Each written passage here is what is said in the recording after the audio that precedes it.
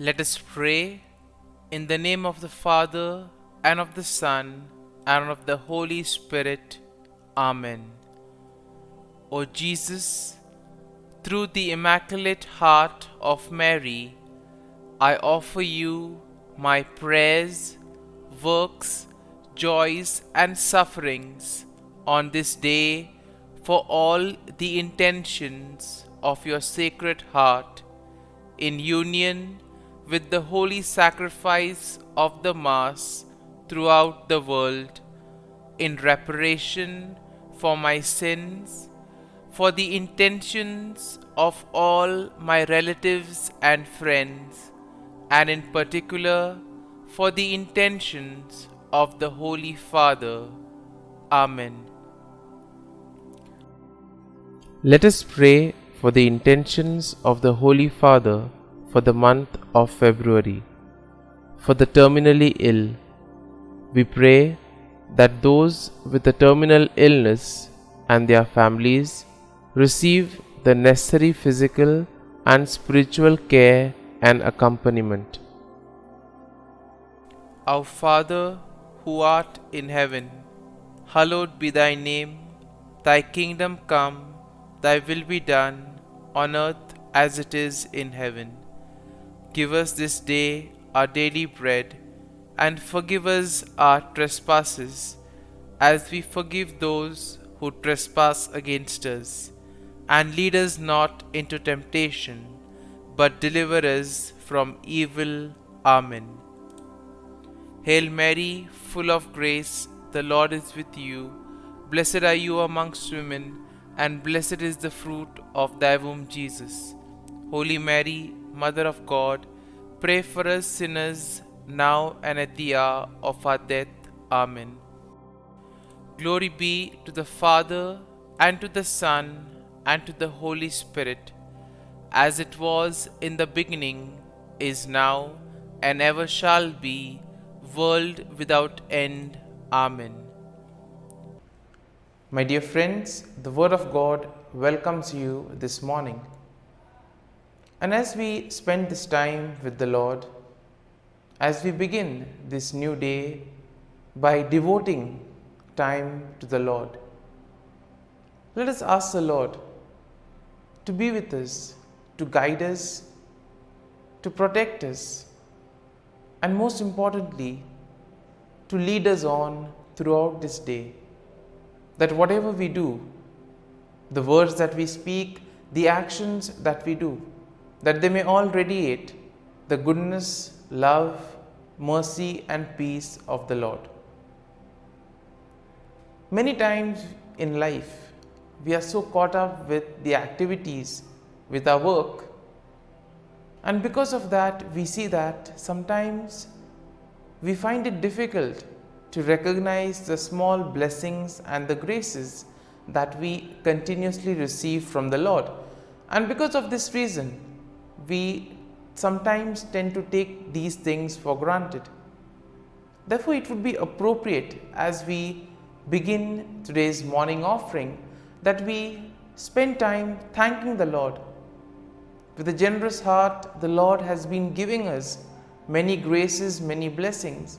And therefore, let us thank Him for all that He has done for us. We begin by thanking the Lord for the gift of life, for giving us good talents, abilities. We also thank the Lord for the gift of our family members, friends, relatives, near and dear ones, and all those who have played a very important role in our lives. We see that these individuals have been ones who have shaped us and molded us. We are who we are because of their time, effort, and dedication. And therefore, in a very special way, let us pray for them and let us ask the Lord to bless them abundantly in all their endeavors. We also thank the Lord for the various opportunities that He has given us. Opportunities to make a difference in the lives of others, or opportunities to grow, opportunities to become better individuals. Similarly, there are also the experiences that we may have. There are some experiences which are really good, which we all want to cherish. But there may also be experiences that have been difficult, that have taught us a lot in life. It is these experiences which may have been harsh, which may have been difficult, but these have made us stronger, have made us understand better our purpose in life. And therefore we shall thank the Lord for giving us these strengthening experiences as well. We also thank the Lord for the gift of this day.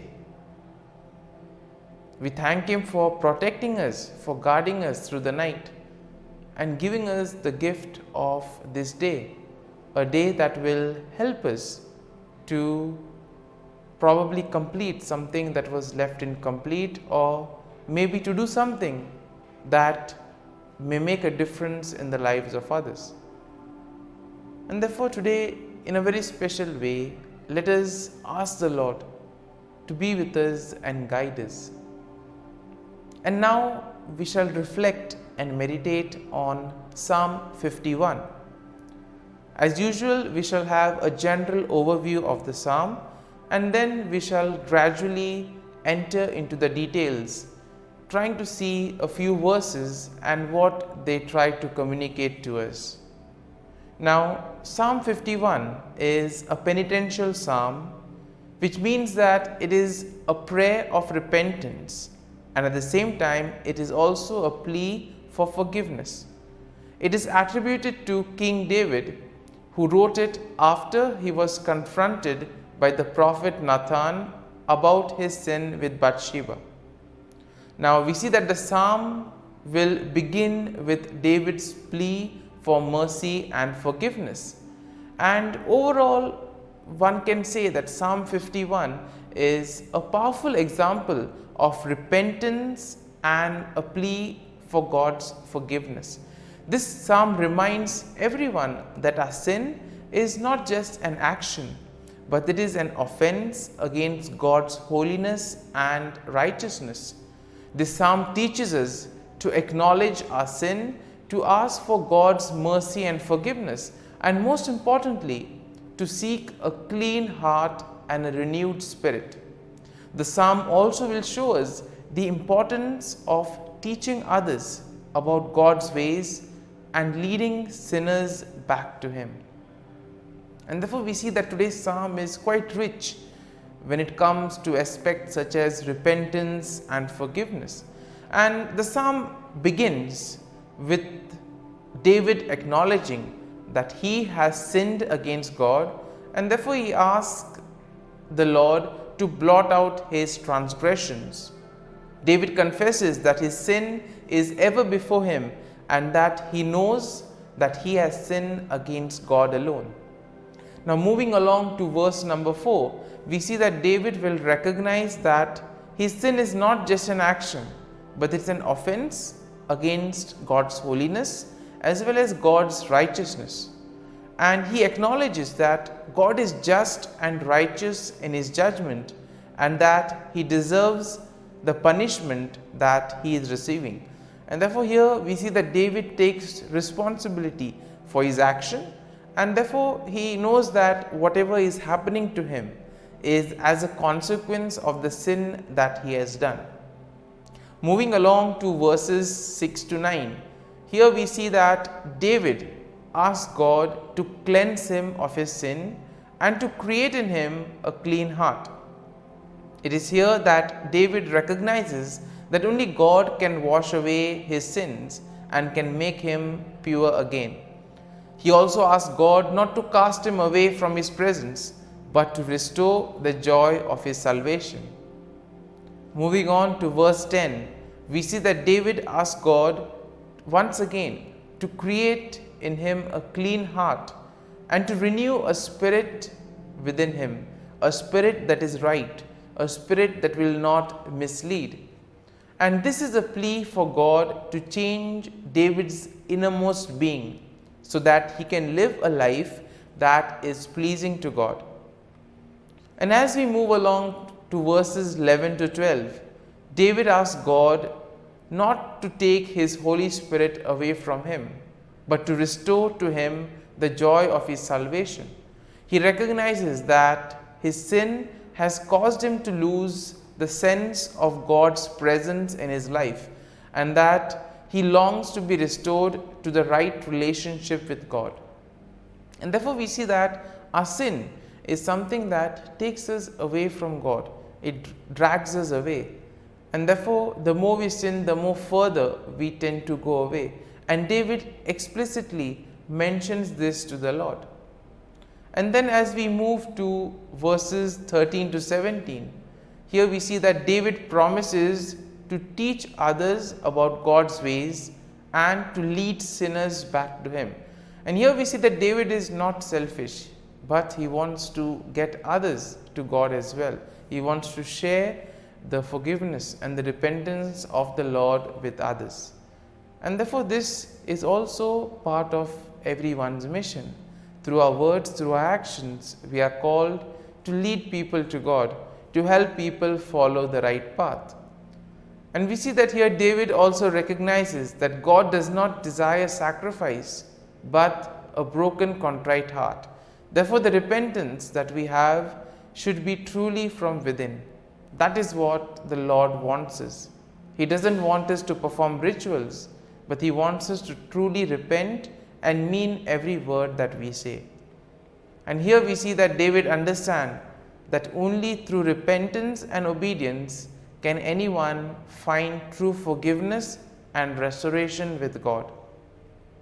And we see that the psalm finally ends with a plea for God to bless Jerusalem and to bless His people. David recognizes that his sin has not only affected him, but also has affected the entire nation. And therefore he asks God to restore them to a right relationship with Him. And so, my dear friends, having reflected and meditated on this psalm, there may be some thoughts that would have touched us, some aspects of the psalm, perhaps something on forgiveness or repentance. Let us allow these thoughts to remain with us. And let us now close our eyes, and at this morning hour, let us thank the Lord. Let us praise the Lord. Let us glorify the Lord. Loving Father, You have given us this time in the morning. You have been gracious to us. You have given us Your Son, our Lord Jesus Christ, who has cleansed us from our sins. He has taken away all our sins and He has given us new life. Lord, as You have given us the Holy Spirit, we ask You, Lord, to bless us and to protect us. And for all this, Lord, we thank You, we praise You, and we glorify You. You have protected us, Lord, and You have guarded us all through the night. And You have given us this morning hour. For Your great love and mercy, O Lord, we thank You. We offer You this day, O Lord, and all that we do. And we ask that You always be with us and accompany us in all our actions. And now, my dear friends, let us spend a few moments in silence, reflecting on any thought from Psalm 51 that would have touched us, something that would have given us a better understanding of ourselves. And let us remain with this thought, asking the Lord to change us, to help us become better individuals.